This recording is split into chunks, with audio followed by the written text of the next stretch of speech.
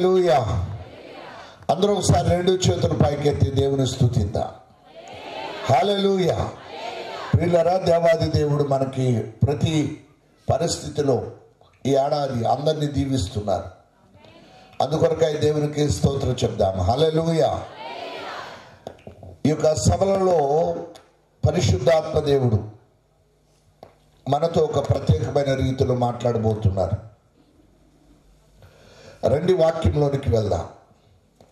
ప్రకటన గ్రంథం 3వ అధ్యాయం 12వ వచన భాగాన్ని చదువుదాం. క్రమముగా చేసేదను. చాలు తరువాత అక్కడే ప్రకటన గ్రంథం 21వ అధ్యాయం 22వ వచనాన్ని చదువుదాం. ఈ రెండు వచన భాగాలు అలా తెరచి ఉంచండి. దానిలో ఏ దేవాలయమును నాకు కనబడలేదు. సర్వాధికారియగు దేవుడగు ప్రభువును గొర్రెపిల్లయు దానికి దేవాలయమై ఉన్నారు. చాలు మరలా ప్రకటన గ్రంథం 3వ అధ్యాయం 12వ వచనానికి రండి. జయించు వారిని నా దేవుని ఆలయములో ఒక స్తంభముగా చేసేదను. చాలు ఇక్కడ వాక్యము మేము ప్రింట్ చేశాం. జయించు వారిని నా దేవుని ఆలయములో ఒక స్తంభముగా చేసేదను. జయించిన వాడు దేవుని యొక్క ఆలయములో ఒక స్తంభముగా చేయబడతాడట. దేన్ని జయించాలి? చాలా మంది అనుకుంటారు జయించడం అంటే, దయచేసి శ్రద్ధగా ఆలకించాలి. జయించడం అంటే మన శత్రువుల మీద మనకు జయము రావడం అనుకుంటారు. ఇంతకీ మనకు శత్రువులు ఉన్నారా? శత్రువులు లేని వారు చేతులు పైకెత్తండి.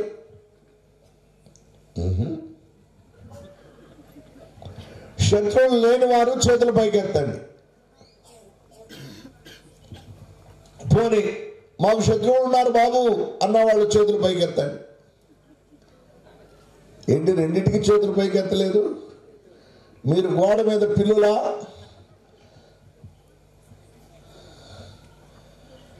శత్రువులు ఉన్నారు అన్నవాళ్ళు చేతులు పైకెత్తండి. ఎవరు మీ శత్రువులు అని నేను అడిగాను అనుకోండి. ఒక చెల్లెమ్మ అంటది, మా అత్తయ్య నాకు శత్రువు అండి, తొందరగా పోతే బాగుండు అంటది. కొందరు అంటారు మా కోడలు భయంకరమైనటువంటి వ్యక్తి అండి, చండాలము దాన్ని తీసుకొచ్చా ఇంటిలోనికి, అది నాకు శత్రువు అంటుంది ఓ ముసలామె.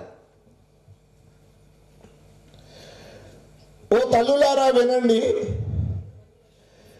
మీ అత్త మీకు శత్రువు కాదు, మీ కోడలు ఏమాత్రం మీకు శత్రువు కాదు. నీకు పుట్టిన కూతురుని ఓలా ప్రేమిస్తావు, నీ కోడల్ని ఇంకోలా ప్రేమిస్తావు. చాలా మంది దయతో శ్రద్ధగా ఆలకించాలి. కూతుర్నేమో ఓ దేవతలా భావించేస్తారు, కోడల్నేమో రాక్షసుగా చూస్తారు. కాదు నువ్వు పొరపాటు పడుతున్నావు. నీ కూతురు అత్తారింటికి వెళ్ళిపోతే జీవితకాలం అంతా నువ్వు ముసల్దానమైనా నిన్ను సాకేది నీ కోడలే. కోడల్ని ఇంగ్లీషులో డాటర్ ఇన్ లా అంటారు, చట్టరీత్యా నీకు కుమార్తె. కాబట్టి ఏ మనుషుడు కూడా, ఏ తల్లి కూడా, ఏ స్త్రీ కూడా తన కోడల్ని ద్వేషించకూడదు. ద్వేషించిన కుటుంబాలన్నీ సమాధానం లేకుండానే ఉంటాయి. ప్రతి అత్త తన కోడల్ని ప్రేమించాలి. కారణం ఏంటంటే దేవుడు నీకు చట్టరీత్యా ఇచ్చిన కుమార్తె. కొందరు కోడళ్ళు ఉంటారు, వారి అమ్మగారిని బాగా ప్రేమిస్తారు, అత్తగారిని ద్వేషిస్తారు. అలాంటి కోడళ్ళు కాస్తంత మనసును పెట్టాలి.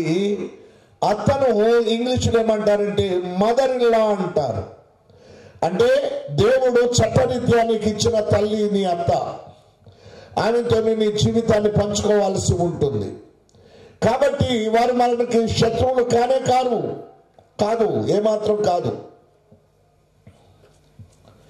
ఓసారి అంటే వినండి, కొత్తగా పెళ్ళైన కోడలు చాలా అందంగా ఉందని పెళ్లి చేసుకున్నారు.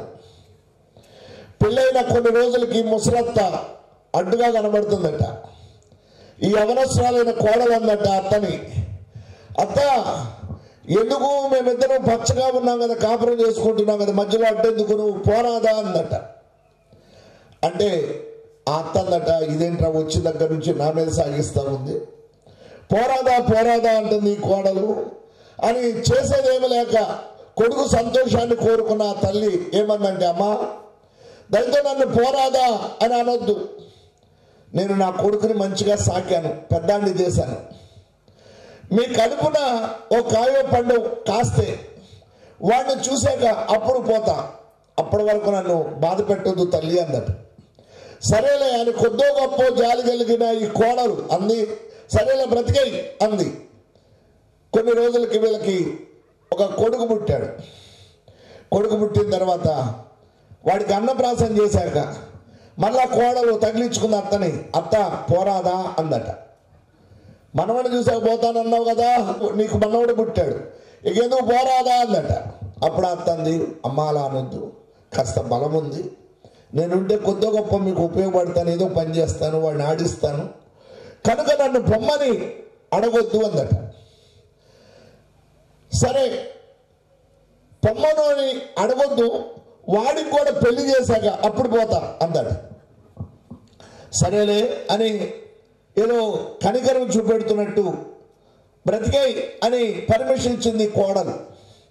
ఆ పిల్లాడు పెద్దాడయ్యాడు, ఒక 22-23 సంవత్సరాలు వచ్చాయి, వాడికి కూడా పెళ్లి చేశారు. పెళ్లి చేసిన తర్వాత వాడిని హనీమూన్కి పంపించినప్పుడు, అంటే ఈ అమ్మాయి వాళ్ళ కొడుకు కోడలు జస్ట్ కాస్త షికారుకి పోయారు పెళ్ళైన తర్వాత.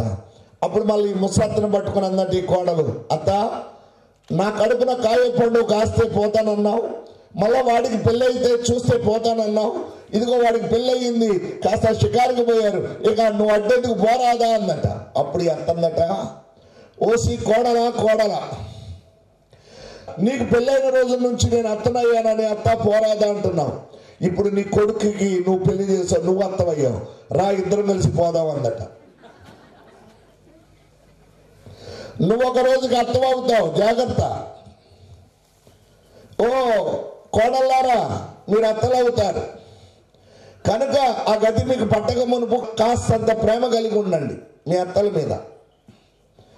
అయితే ఇప్పుడు వినండి, వారెవరు మనకు శత్రువు కాదు, జయించు వారిని నా దేవుని ఆలయంలో ఒక స్తంభముగా చేసేదను అంటున్నాడు.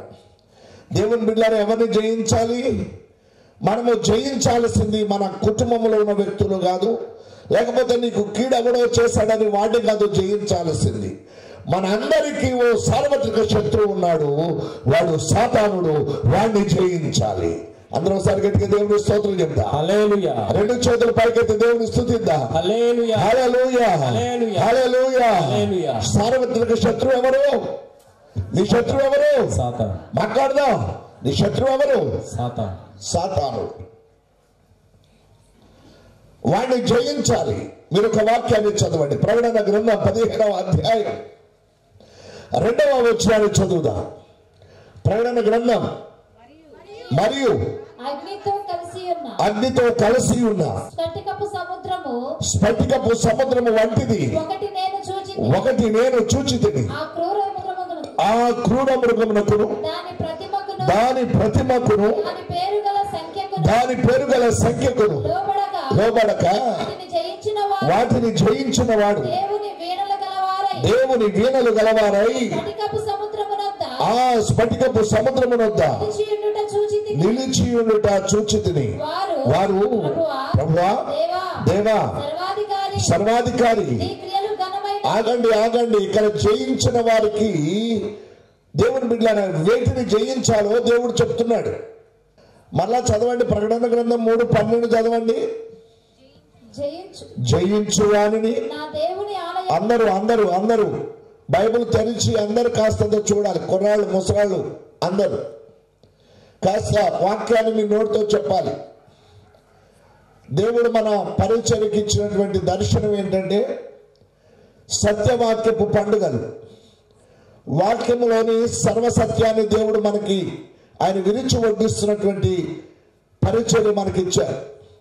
ఈ రోజున వాక్యములో మీరు వాక్యం అనేటువంటి దీపము చేత మీ జీవితాలు వెలిగింపబడబోతున్నాయి. ఆమేన్ చెప్పండి.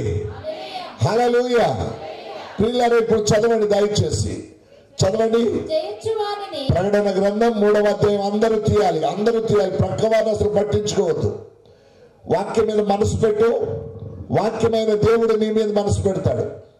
ఆయన కను దృష్టి నీ మీద ఉండబోతా ఉంది. ఆమేన్ చెప్దాం. ఆశీర్వాదం రాగానే చెప్పేయాలి, తీసేసుకోవాలి. యెహోవా కను దృష్టి ఎవరి మీద ఉంటుంది?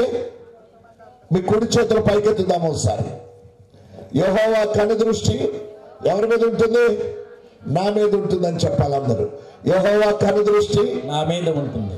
ఎక్కడి నుంచి ఎక్కడి వరకు ఉంటుంది? సంవత్సరాది మొదలుకొని సంవత్సరాంతం వరకు ఆయన కను దృష్టి మన మీద ఉంటుంది. ఆమేన్, ఆమేన్, ఆమేన్. కను దృష్టి ఉంటే లాభం ఏంటో,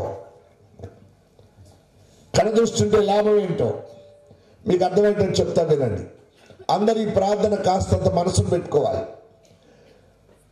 మీరు ఇప్పుడు ఇంటికి వెళ్తా ఉన్నారు, రాత్రి అయింది, ఎవడో మీ ఇంటికి కన్నం వేస్తా ఉన్నాడు, మీరు ఎవరు లేరు అనుకోరు. కన్నం వేస్తా ఉంటే మీరు అక్కడ పోయారు, మగవాళ్ళు కాదు ఆడవాళ్ళు అనుకోండి. దొంగోడు కన్నం వేస్తుంటే మీరు చూశారు, ఏయ్ దొంగ అని అరిచారు. అరవకుండా కొంతమంది పిరికిగా దొంగోడు కదా పొడుస్తాడేమన్న భయంతో ఇలా చూస్తూ ఉంటారు. వాడిని ఇలా చూస్తూ ఉంటే దొంగోడికి ఏమనిపిస్తుందంటే వీళ్ళు నన్ను చూడలే చూశారని పారిపోతాడు. అవునా కదా? అలాగే మనల్ని పాడు చేసే దొంగోడైనటువంటి సాతానుడు నిన్ను దోచుకుంటున్నప్పుడు ఆయన చూస్తూ ఉండగా వాడు నిన్ను కీడు పాడు చేయకుండా పారిపోతాడు. అందరికంటే దేవుని స్తోత్రం చెప్తా. హల్లెలూయా. ఆయన కనుదృష్టి నీ మీద ఉంటే లాభం అది. సంవత్సరాది మొదలుకొని సంవత్సరాంతం వరకు యెహోవా కనుదృష్టి నీ మీద ఉండడం వల్ల లాభం ఏంటంటే ఆయన నిన్ను చూస్తూ ఉంటే నిన్ను దోచుకునే దొంగ వాడు పారిపోతాడు. ఆమేన్ చెప్తా. హల్లెలూయా, హల్లెలూయా. ప్రియులారా, ఇప్పుడు ఆలకించండి, వాక్యాన్ని చదువుదాం. ప్రకటన గ్రంథం 3వ అధ్యాయం 12వ వచనం అందరూ చదవాలి. జయించు వానిని నా దేవుని ఆలయములో ఒక స్తంభముగా చేసేదను. చాలు. అక్కడే 21, 22 చదవండి. ప్రకటన గ్రంథం 2 తెరిచి ఉంచుకోవాలి మీరు. దానిలో ఏ దేవాలయమునో నాకు కనబడలేదట. ఆగండి ఆగండి ఆగండి ఆగండి. ఏమన్నాడు? 3:12లో జయించు వానిని నా దేవుని ఆలయములో ఒక స్తంభముగా చేస్తానన్నాడు. 21, 22 ఏమన్నాడు? దానిలో ఏ దేవాలయము నాకు కనబడలేదన్నాడు. దేవాలయమే లేనప్పుడు స్తంభంగా నిన్ను ఎలా చేస్తాడు ఆయన? నా మాట అర్థమవుతుందా? దేవాలయమే లేనప్పుడు ఎక్కడ లేదు దేవాలయం? ఎక్కడ లేదు? వినండి, చెప్తాను. రేపు రాబో క్రొత్త ఆకాశము క్రొత్త భూమిలో దేవాలయము లేదు. దేవునికి ఒకసారి స్తోత్రం చెప్తా. అందరు చెప్పాలి హల్లెలూయా, హల్లెలూయా, హల్లెలూయా, హల్లెలూయా. అక్కడ సర్వాధికారి అయిన దేవుడే దేవాలయముగా ఉంటాడట. అసలు వాక్యము ధ్యానించేటప్పుడు మూళ్ళన్నీ డౌట్స్ వస్తూ ఉంటాయి. దేవుడే ఆలయం అయి ఉంటాడు అని చదివాం కదా 21, 22 ప్రకటన 21, 22లో. మరి దేవుడే దేవాలయం అయినప్పుడు మరి ఆ దేవాలయంలో ఉండే దేవుడు ఎవరు? ఒరే నాయన, కోడిగుడ్డికి ఏకలు దిగుతావు బాబు, ఏదో ఒక సువార్త మొక్క చెప్పి పంపించేయచ్చు కదా అని అనుకోవద్దు. సర్వాధికారి అయిన దేవుడగు ప్రభువును గొర్రె పిల్లయు అక్కడ ఏ ఆలయం లేదని చెప్తూ అంటాడు క్రొత్త ఆకాశము క్రొత్త భూమిలో. వినండి, అక్కడ దేవాలయం లేదు, అక్కడ సముద్రము లేదు, అక్కడ సూర్యుడు లేడు. పాట పాడుతూ ఉంటాం కదా, సూర్యుడు లేని చంద్రుడు లేని చీకటి రాత్రులు అసలే లేని. ఆగండి, ఆ దివ్య నగర్లోనట సూర్యుడు లేడు, చంద్రుడు లేడు, అసలు అక్కడ సముద్రము లేదు, చివరికి దేవాలయం కూడా లేదట. మరి దేవాలయం కూడా లేనప్పుడు జయించు వారిని ఆ దేవాలయంలో ఒక స్తంభముగా చేస్తానని అసలు దేవుడు ఎందుకు అంటున్నాడు? అది ఈరోజు మన వాక్యపు ధ్యానం. అక్కడ దేవాలయం లేదు, సర్వాధికారి అయిన దేవుడును గొర్రె పిల్లయు దేవాలయం అయి ఉంటారు అన్నాడు. ఇక్కడ జయించు వాడట దేవాలయములో ఒక స్తంభం. జయించడం అంటే దేన్ని జయించాలో చెప్పి కాస్తంత ముందుకు వస్తా. ఇప్పుడు అక్కడే ప్రకటన గ్రంథం 15వ అధ్యాయం 2వ వచనం చదవండి.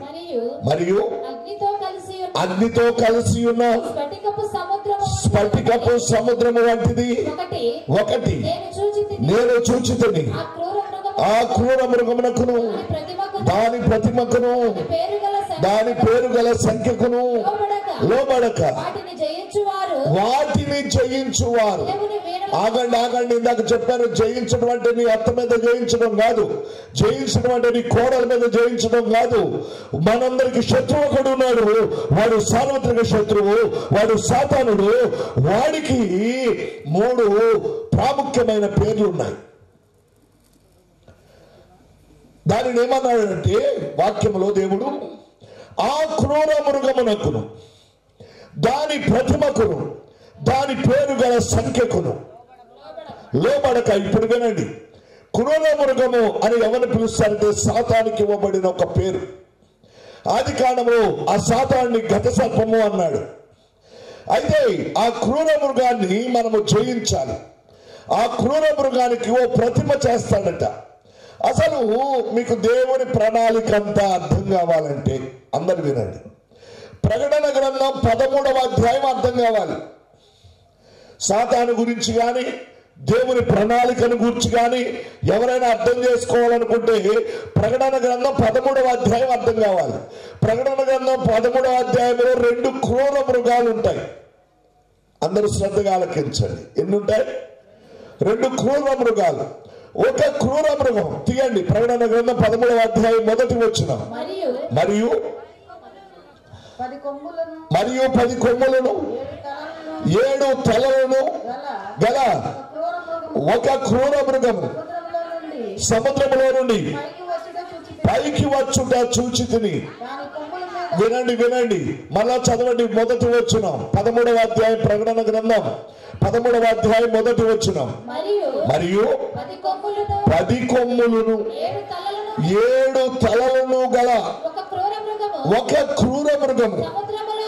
అంటే 7 తలలు ఉన్నాయట, దానికి 10 కొమ్ములు ఉన్నాయట. కొమ్ము కాదు, కొమ్ము బలానికి గుర్తు. తల కాదు, తల జ్ఞానానికి గుర్తు. 7 తలలు 10 కొమ్ములు కలిగిన ఒక క్రూర మృగం ఉంది. అది సముద్రంలో నుంచి వచ్చింది. సముద్రము కాదు, సముద్రం ఈ లోకానికి సాదృశ్యం. ఈ లోకంలో నుంచి ఓ వ్యక్తి, అతడు రేపు రాబో దినాల్లో అబద్ధ క్రీస్తుగా వస్తాడు. అబద్ధ క్రీస్తు అంటే కొంతమంది తెలియక పాపం అమాయకంగా అంత్యక్రీస్తు అంటారు. అంత్యక్రీస్తు అనకూడదు, క్రీస్తు ఒక్కడే. అంత్యక్రీస్తు, ఆది క్రీస్తు అని ఎవరు పిలవకూడదు. క్రీస్తు ఒక్కడే. అందరూ ఒకసారి గట్టిగా దేవుని స్తోత్రం చెప్తా. హల్లెలూయా. అందరు గట్టిగా చెప్పాలి. హల్లెలూయా, హల్లెలూయా, హల్లెలూయా, హల్లెలూయా. స్వరాలు వినబట్ల వెనక ఉన్నవారు దేవుని స్తుతిస్తూ ఇక్కడ ఉన్న కాసేపు దేవుని మీద వాక్యం మీద మనసు పెట్టండి. ఈ స్థలంలో మీరు కూర్చొని ఏ ప్రార్థన అయితే చేసుకుని వెళ్తున్నారో ఆ ప్రార్థన దేవుడు అంగీకరించి మరలా ఈసారి ఇక్కడ కలుసుకున్నప్పుడు నిన్ను ఒక బలమైన సాక్షిగా దేవుడు చేయబోతున్నాడు. అందరూ చెప్తాం ఆమేన్, ఆమేన్, ఆమేన్, ఆమేన్. దేవుని బిడ్డలారా ఇక్కడ ఆలకించండి. ప్రకటన గ్రంథం 13వ అధ్యాయంలో సాతానికి పేర్లు ఇవ్వబడ్డాయి. వాడిని క్రూర మృగము అన్నాడు. మనం 13వ అధ్యాయంలో ఒక క్రూర మృగం 1వ వచనంలో కనబడుతుంది. అది సముద్రంలో నుంచి వచ్చింది. వాడిని అబద్ధ క్రీస్తు అంటారు. ఇంగ్లీష్ లో వాడిని యాంటీ క్రైస్ట్ అంటారు, క్రీస్తు విరోధి అంటారు. అంతేగాని అంత్యక్రీస్తు, ఆది క్రీస్తు అనకూడదు. క్రీస్తు ఒక్కడే.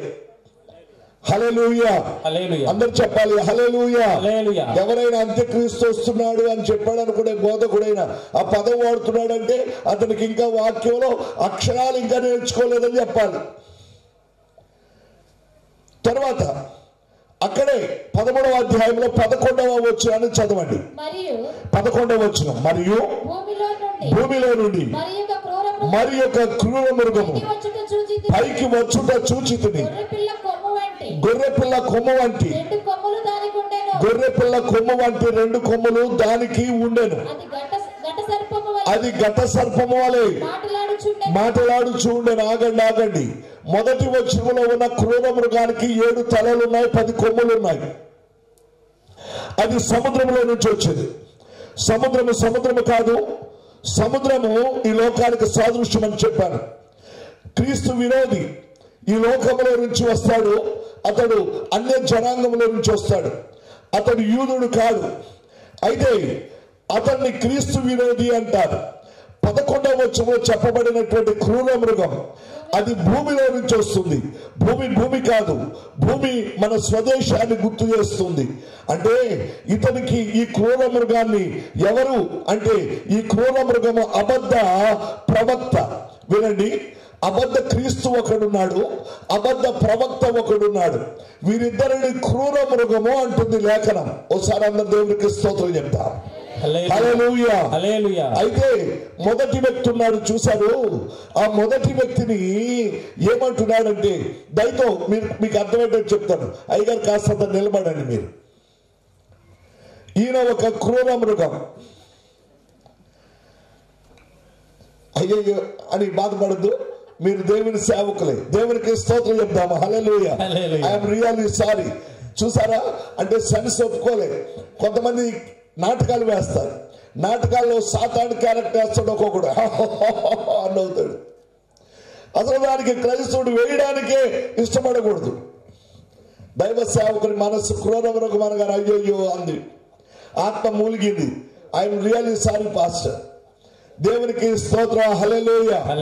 జస్ట్ మీకు అర్థం కావడానికి ఆయన కూడా నిలబడిన ఓ ప్రతిమ, ఒక జస్ట్ సింపుల్ ఒక ఆకారం అంతే. తర్వాత రెండో క్రూర మృగం నిలబడండి, మైక్ పట్టుకోండి, నో ప్రాబ్లం. దేవునికి స్తోత్రం. హల్లెలూయా. ఈ మొదటి క్రూర మృగమేమో ప్రపంచ నియంత. ఇతరుడు సముద్రంలోంచి వస్తాడు, ఆ పెద్ద ఆయన. అయితే అతడు నేనే క్రీస్తుని అంటాడు రాబోయే కాలంలో. ఆయనకి 7 తలలుంటాయి, 10 కొమ్ములు ఉంటాయి.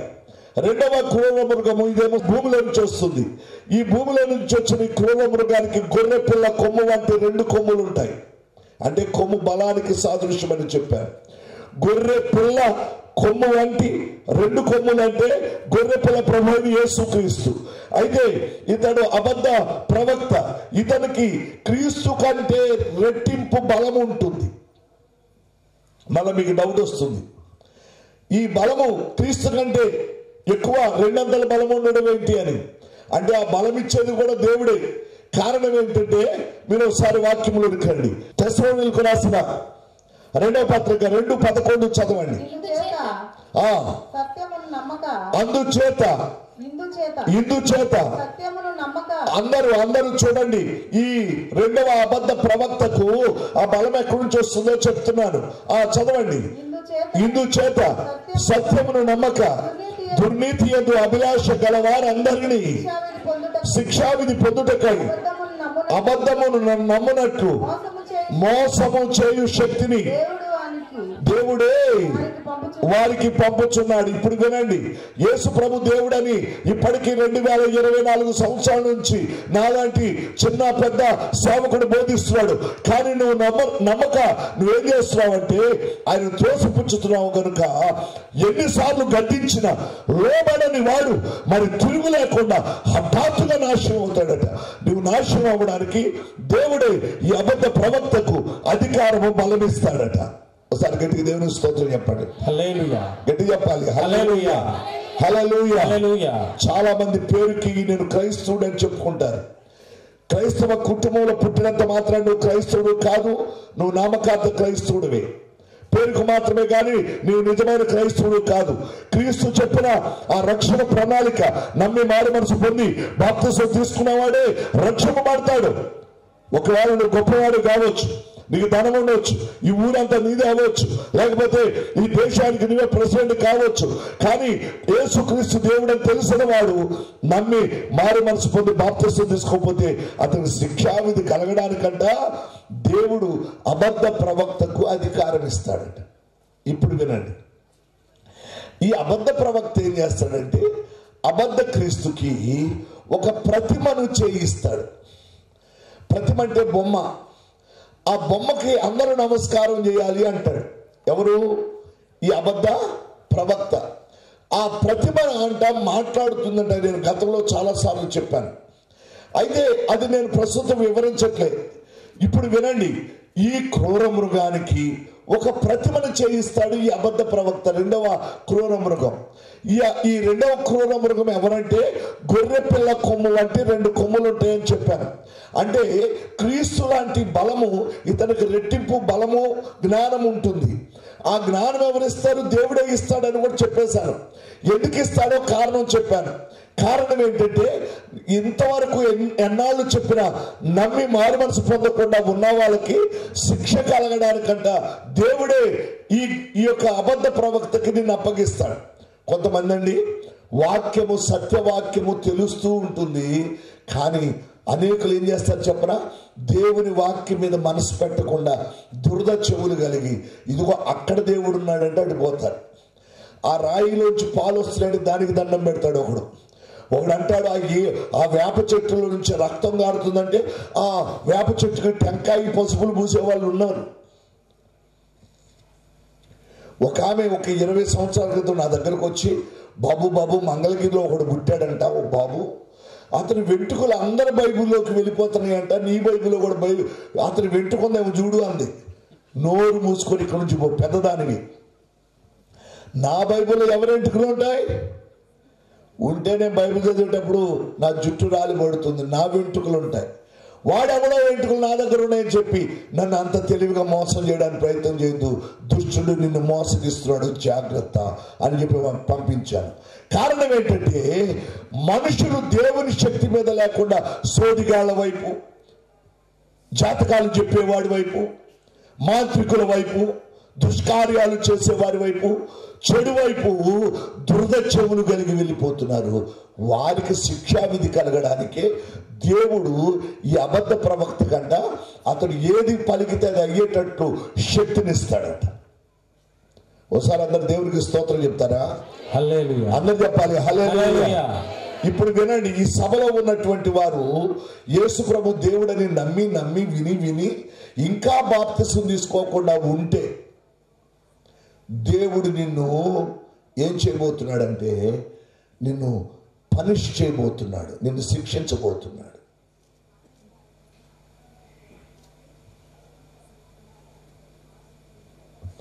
చాలా జాగ్రత్త సుమా. నిన్ను భయపెట్టడానికి నేను చెప్పట్లేదు. దేవుడు నిన్ను ప్రేమిస్తాడు, నీకు చాలా అవకాశం ఇచ్చాడు. కానీ ఆ ప్రేమను దుర్వినియోగం చేస్తే ఒక రోజున తప్పించుకోకుండా గుండెలు పగిలేటట్టు ఏడవలసిన రోజు వస్తుంది. జాగ్రత్త, ఖబర్దార్. ఇప్పుడు ఈ అబద్ధ ప్రవక్త ఏం చేస్తాడంటే అబద్ధ క్రీస్తుకి ఇతడే దేవుడు అని చెప్తాడు.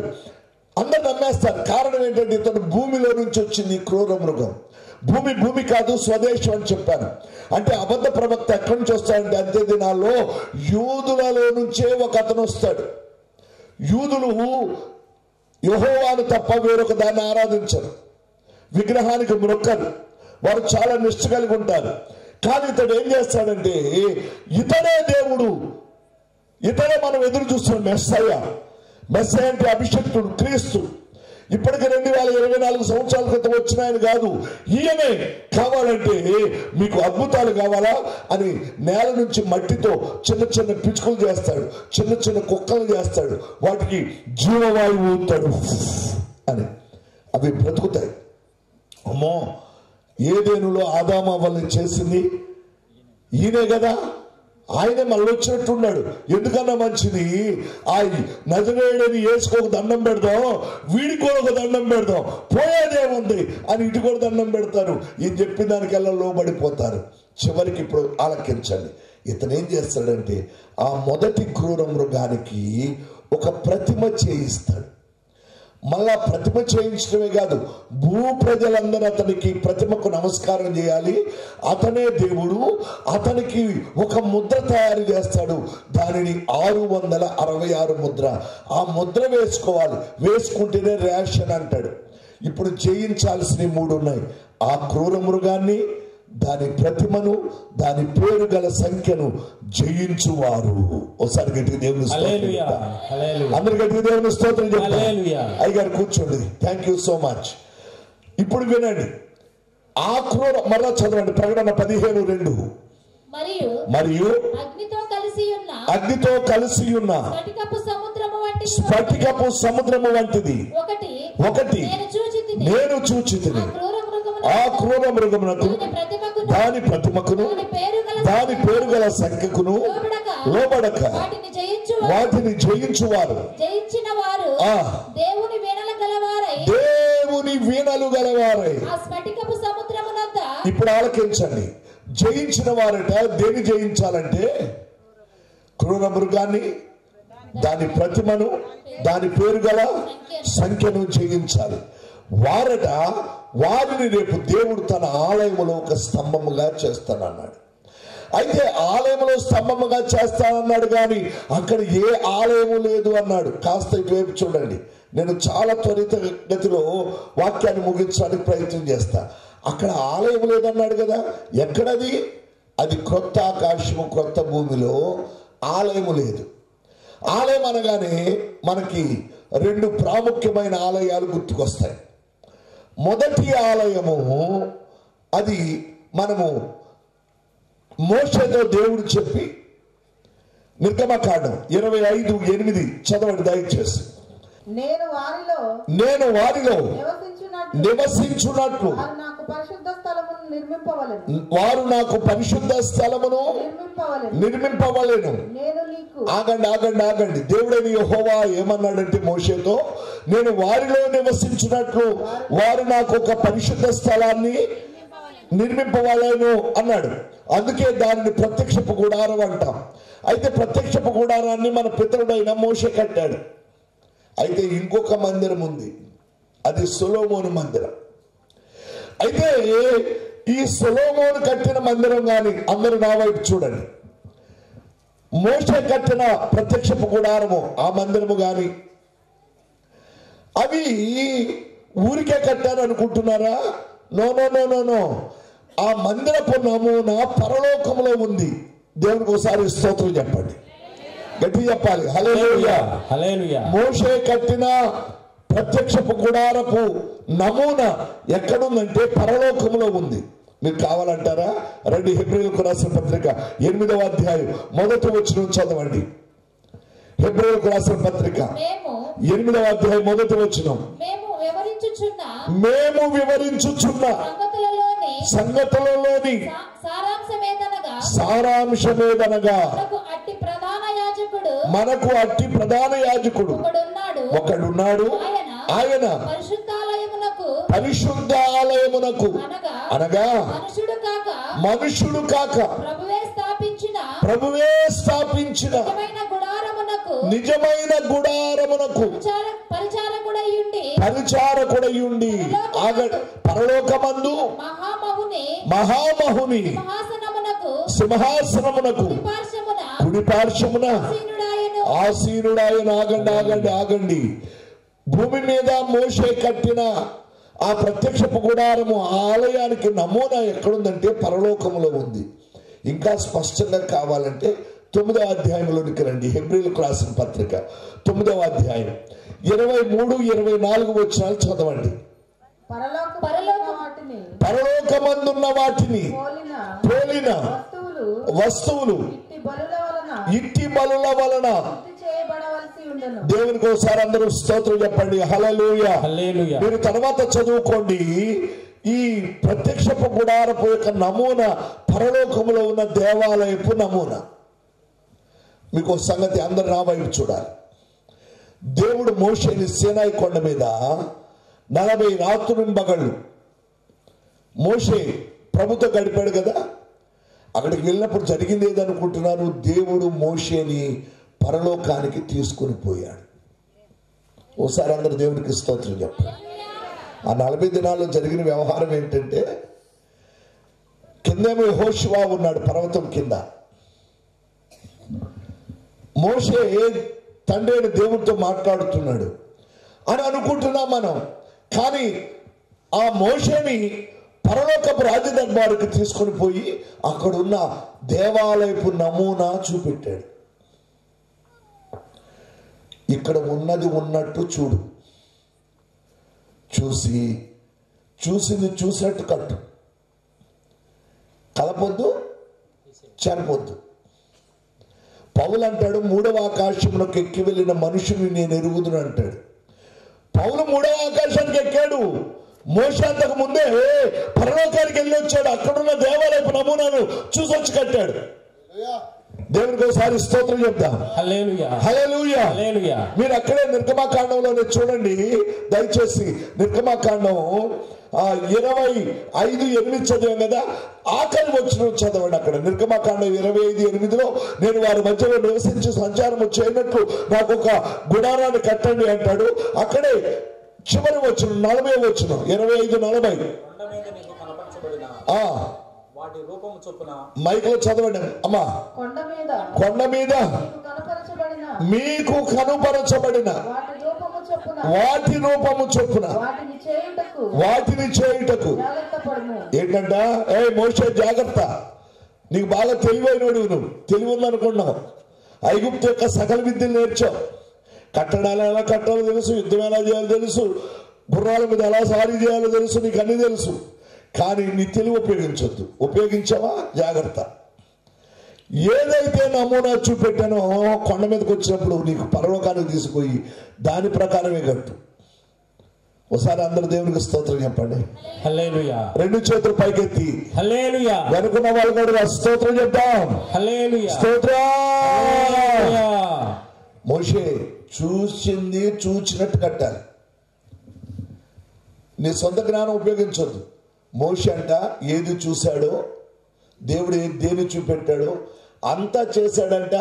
దేవుడు చూపెట్టినట్లు చేశాడంట. అందుకే మహిమ మేఘం దిగొచ్చింది. దేవుడు చూపెట్టింది కాకుండా మన సొంతం చేసామనుకోండి, మేఘం రాదు, రోగం వచ్చింది. ఒకసారి అందరు దేవునికి స్తోత్రం చెప్పండి. గట్టి చెప్పాలి. హల్లెలూయా. దేవుడు చూపెట్టింది కాకుండా దేవుడు చూపెట్టినట్టు చేశాడు మోషే. మహిమ మేఘం దిగొచ్చింది. ఎవరైనా దేవుడు చూపెట్టింది కాకుండా సొంతమైన పని చేస్తే నీకు మేఘం రాదు కదా, పెద్ద రోగం వచ్చిపోతాం. కబడ్దా, జాగ్రత్త. ఇప్పుడు వినండి, పరలోకములో ఉన్న మందిరాన్ని చూసి భూమి మీద మోషే కట్టాడు. ఇప్పుడు మొదటి మందిరం ఏది ఎక్కడుందంటారు? Hello, right. మొదటి మందిరం ఎక్కడుంది? అక్కడున్న మందిరాన్ని చూసి ఇక్కడ కట్టాడు. First temple is heavenly temple. మొదటి దేవాలయము పరలోకపు దేవాలయం. రెండవది మోషే కట్టిన హెవెన్లీ టెంపుల్, భూమి మీద కట్టిన గుడారం రెండవది. అది కానీ సొలొమోను కూడా కట్టింది. మోషేకి దేవుడు చూపెట్టిన ప్రత్యక్షపు గుడారం లాంటి దేవాలయాన్ని కట్టాడు. ఎవరు? సొలొమోను కూడా. అది హెవెన్లీ టెంపులే. కానీ అసలు సీక్రెట్ ఉంది. అక్కడ దేవాలయము లేని, దేవాలయము స్తంభాలుగా ఉండేటువంటి ఒక దేవాలయం ఉంది. దాన్ని ఏమంటారంటే యూనివర్సల్ టెంపుల్. పరలోకపు టెంపుల్ కాదు, ఫస్ట్ దే హెవెన్లీ టెంపుల్, పరలోకపు దేవాలయం. అక్కడ దేవాలయం ఉంది పరలోకంలో. రెండవది హెవెన్లీ టెంపుల్, భూమి మీద ఒక దేవాలయం ఉంది. అయితే మూడవది ఏంటంటే యూనివర్సల్ టెంపుల్ అంటారు. దాన్ని కాస్మో టెంపుల్ అంటారు. కాస్మో, హలో, కాస్మో టెంపుల్ అంటే అర్థం ఏంటంటే విశ్వవ్యాప్తమైనటువంటి టెంపుల్ అని. అక్కడ గుడి ఉండదు కానీ గుడి ఉంటుంది. ఆలయము లేనట్టుంటది కానీ ఆలయం ఉంటుంది. అక్కడ ఏ ఆలయమును నాకు కనబడలేదు. ఆ సీక్రెట్ చెప్పి ప్రార్థన చేస్తా. ఇప్పుడు వినండి, క్రొత్త ఆకాశము క్రొత్త భూమిలో ఆలయం ఎలా ఉంటుందంటే భూమి మీద మోషే కట్టిన ఆలయం లాగే ఉంటది, కానీ అది మామూలు రాళ్లతో కట్టినటువంటి మందిరము కాదు. ఒకసారి పేతురు మొదటి పత్రిక 2వ అధ్యాయం 5వ వచనంకి వస్తారా? రండి. పేతురు రాసిన మొదటి పత్రిక 2వ అధ్యాయం 5వ వచనం. యేసుక్రీస్తు ద్వారా దేవునికి అనుకూలములకు ఆత్మ సంబంధమైన బలులను అర్పించుటకు పరిశుద్ధ యాజకులుగా ఉండుటకు మీరును సజీవమైన రాళ్ల వలె నుండి ఆత్మ సంబంధమైన మందిరముగా కట్టబడుచూ ఉన్నారు. ఆగండి. ఈ యూనివర్సల్ టెంపుల్లో ఉండేటువంటి రాళ్ళు ఎవరు అంటే మనమేనట. మీరును సజీవమైన రాళ్ల వలె నుండి. ఆ వాక్యం ఎప్పుడు నెరవేరుతుంది అనుకుంటున్నారు? రేపు విశ్వవ్యాప్తమైనటువంటి టెంపుల్ ఒకటి ఉంటుంది. ఆ విశ్వవ్యాప్తమైన టెంపుల్ ఎలా ఉంటుందంటే అక్కడ కొత్త ఆకాశం కొత్త భూమిలో మనం అనుకుంటున్న రాళ్లతో కట్టినటువంటి గుడారం కానీ సొలొమోన్ టెంపుల్ లాగాని ఉండదు, కానీ అదే నమూనాలో ఉంటుంది. ద సేమ్ ప్యాటర్న్ అంటే విధానం, పద్ధతి. అది ఏ సైజులో ఉంటుందంటే ఈ విశ్వం అంత విశాలంగా ఉంటుంది ఆ టెంపుల్. ఆ టెంపుల్లో ఉండేటువంటి గోడల్లో ఉండే రాళ్ళు ఎవరంటే మనమేనట. ఒకసారి అందరు గట్టి దేవుని స్తోత్రం చెప్తాం. హల్లెలూయా, హల్లెలూయా. అందరూ చెప్పాలి హల్లెలూయా, హల్లెలూయా. అందుకే తిమోతికి రాస్తూ పౌలు అంటాడు, తిమోతి మొదటి పత్రిక దయతో చదవండి 3వ అధ్యాయం 15వ వచనం. అయినను దేవుని మందిరములో అనగా జీవము గల దేవుని సంఘములో జనులు ఏలాగు అది నీకు తెలియవలెనని ఈ సంగతులను నీకు వ్రాయించున్నాను. మరలా చదవండి ఆ వచనాన్ని అందరూ చదవండి కాస్త. అయినను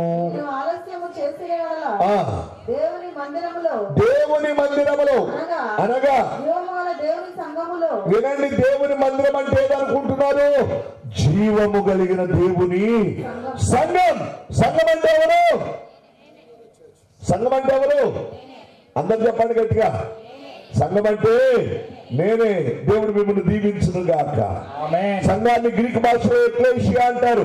ఎక్లేషియా అంటే అర్థం ఏంటంటే the chosen people or selected people. దేవుడు చీకటిలో నుంచి ఆశ్చర్యకరమైన తన వెలుగులోనికి, లోకములో నుంచి తన యొక్క ఆశ్చర్యకరమైనటువంటి ఆయన యొక్క ప్రేమలోనికి, రాజ్యంలోనికి మనల్ని ఆయన సెలెక్ట్ చేశాడు. We are the chosen people, we are the selected people, we are the church, we are the ecclesia. Ecclesia అంటే చూజన్ పీపుల్, సెలెక్టెడ్ పీపుల్. సంఘము లేదా ఆలయం ఎవరంటే మనమేనట. రేపు వినండి, జయించిన వారు అంటే అపవాదికి, వారి యొక్క ప్రతిమకు, వారి యొక్క పేరు గల సంఖ్యకు లోబడక జయించిన వారట రేపు ఆ యొక్క జీవము కలిగిన దేవుని యొక్క సంఘములో ఒక స్తంభాలు అవుతారట. హల్లెలూయా. ప్రతి వ్యక్తి కూడా దేవునికి ఒకసారి గట్టిగా దేవుని స్తోత్రం చెప్పండి. హల్లెలూయా, హల్లెలూయా. రేపు రాజులు యాజకులు ఎవరు అనుకుంటున్నారు? ఆ మందిరం ఎంత సైజు ఉంటుంది అనుకుంటున్నారు? భూమి మీద సొలొమోను కట్టించిన మందిరం లాగే ఉంటుంది షేప్. మోషే కట్టించిన ప్రత్యక్షపు గుడారం లాగే ఉంటుంది షేప్. అయితే అది ఎక్కడి నుంచి చూడాలి? ఉదాహరణ చెప్తా వినండి. ఇక్కడ ఈ చర్చ్ ఉందనుకోండి, ఇటువైపు నుంచి చూస్తే ఇటువైపే కనబడుతుంది, కానీ పైనుంచి చూస్తే దీని అసలు రూపం కనబడుతుంది. రేపు విశ్వవ్యాప్తంగా మనమే సజీవమైన రాళ్లలాగా ఉండి ఒక మహిమతో నింపబడిన మందిరముగా కట్టబడితే అప్పుడు ఎలా ఉంటుందంటే మోషే టెబర్నికల్ ఎలా ఉందో అలాగే కొత్త నిబంధన సంఘం కనబడుతుంది. అందరు గట్టిగా దేవుని స్తోత్రం చెప్తాం. హల్లెలూయా. అర్థమైందండి? దాన్ని యూనివర్సల్ టెంపుల్ అంటారు. ఆ యూనివర్సల్ టెంపుల్లో సజీవమైన రాళ్ళు ఎవరు? నేనే. దేవుడు అందరినీ దీవించును గాక. నా మాటలు ముగిస్తున్నాను. వాస్తవానికి ప్రసంగం ప్రారంభమై రేపు క్రొత్త ఆకాశములో క్రొత్త భూమిలో జీవము కలిగిన దేవుని సంఘంలో రాయివు నువ్వే, అక్కడ రాజువు నువ్వే, ప్రధాన యాజకుడు కూడా నువ్వే. హల్లెలూయా. అందరి గట్టిగా దేవుని స్తోత్రం. హల్లెలూయా. హల్లెలూయా. హల్లెలూయా. నేను మీకు మాట ఇచ్చాను 10:30 పాపేస్తానని. కాస్త కొంచెం లేట్ అయినప్పటికీ నన్ను మన్నించవచ్చు, మన్నించడం అవసరంలే, నన్ను క్షమించొద్దు. కానీ వాక్యం గుర్తుపెట్టుకో, రేపు కొత్త ఆకాశం క్రొత్త భూమిలో నీవే దేవుని యొక్క ఆలయానివి, అందులో నువ్వే రాజువి, నువ్వే మంత్రివి, నువ్వే సమస్తం. గట్టిగా దేవుని స్తోత్రం. హల్లెలూయా. అందరూ లేచి నిలబడదాం, చిన్న ప్రార్థన చేసుకుందాం. చూపుడు పైకెత్తి ఒక్కసారి ప్రభువా నీ సన్నిధానంలో జీవము కలిగిన దేవుని సంఘమే ఆలయమన్నా, ఆలయమును నేనేమో స్తంభాన్ని. విశ్వరాజ్య పాలకా నా హృదయ ఏలికా, సత్యవాక్య దీపికా, సత్క్రైస్తవ ప్రేమికా,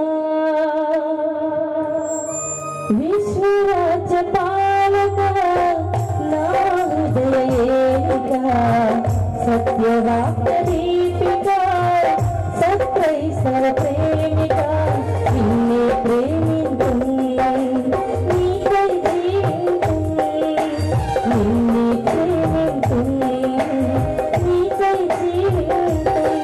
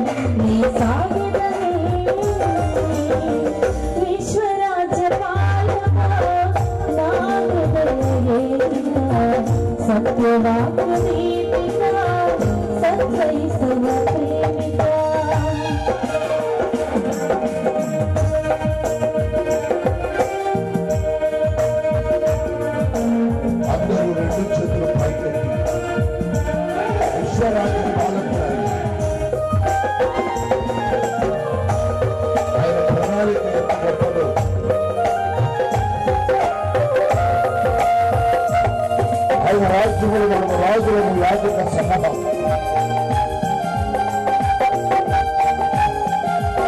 ప్రభా నాకు అతి గొప్ప పనిపించినట్టు జగనాలయ్య అందరూ రాజులు నా దేవా సహస్రమా నీలోనే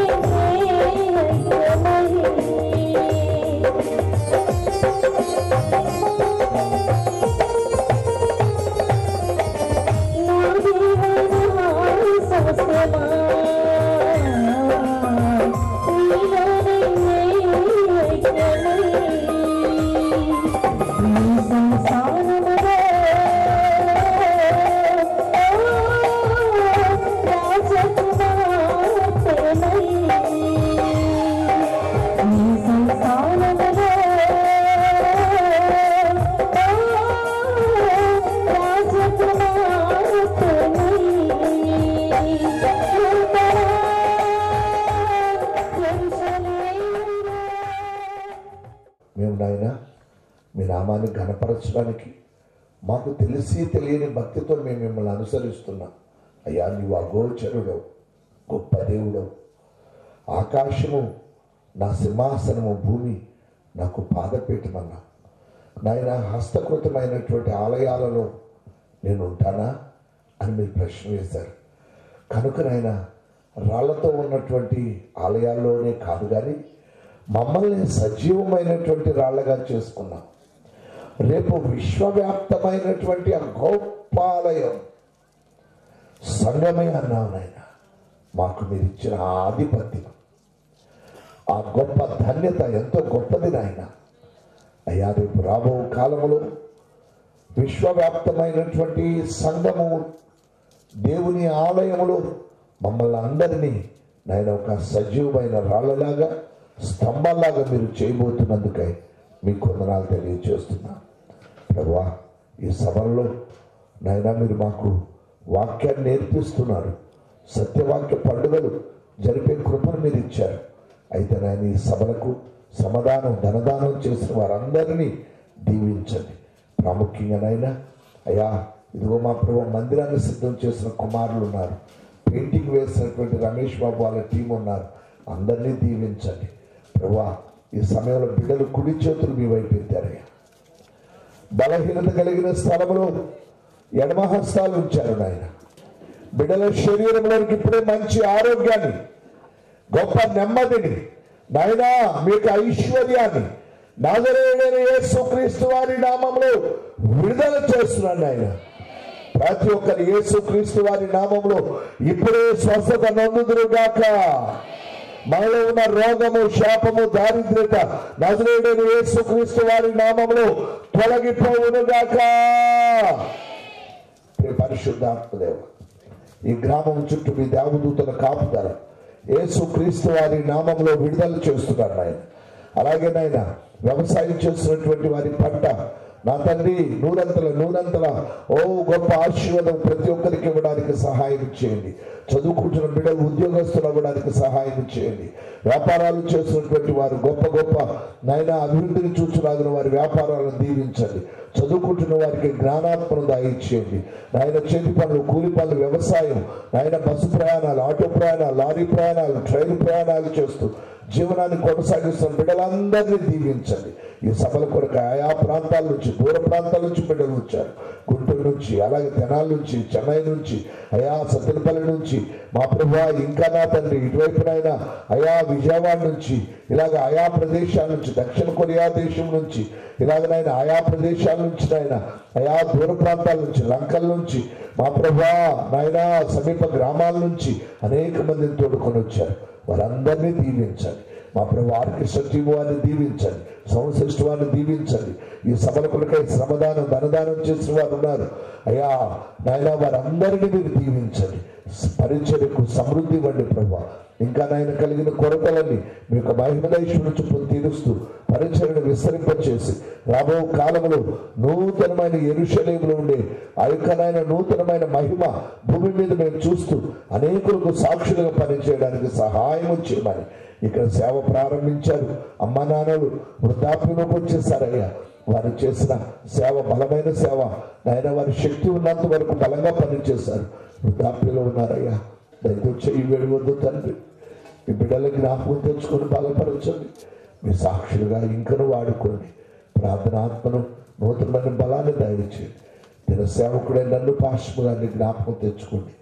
మేము నాయన ఎంపిక లేని ప్రజలు, కేవలం మీరు ఇచ్చిన దర్శనాన్ని బట్టి, మీరు ఇచ్చిన పిలుపుని బట్టి మేము ప్రయాణం చేస్తుండగా మేము అలసిపోయి ఒక సమస్య లెక్క నీలో సాగిపోయి గొప్ప భాగ్యాన్ని దయచేయండి.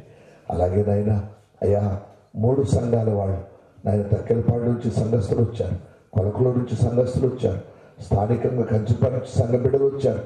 వారి కుటుంబాలన్నింటినీ దీవించి ఆశీర్వదించమని యేసుక్రీస్తు వారి అత్యున్నతమైన నామములో ప్రార్థించి వేడుకుంటున్నాము తండ్రి. ఆమేన్.